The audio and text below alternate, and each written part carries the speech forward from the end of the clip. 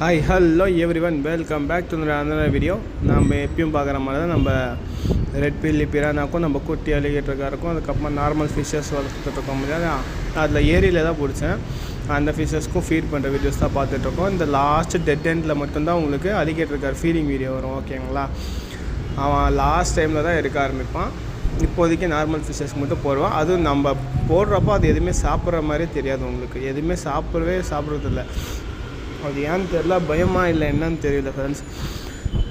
Recent டைம்ஸ்லேயே அதுங்களும் ஒழுங்காக சாப்பிட மாட்டேன். அது பிளாக் பின்னாடி ட்ரம்மு ஒன்று இருக்குது. அந்த ட்ரம்மில் இப்போ நான் போலா ப்ரீடிங் போட்டிருக்கிறதுனால நமக்கு அந்த ட்ரம்லேருந்து எல்லாத்தையும் நம்ம இந்த ஃப்ரிட்ஜ் பாக்ஸ்லேயே மாற்றி வச்சுட்டோம். பாருங்கள், இப்போ தான் இந்த அலிகேட்டர் சாப்பிடவே ஆரம்பிக்கும்.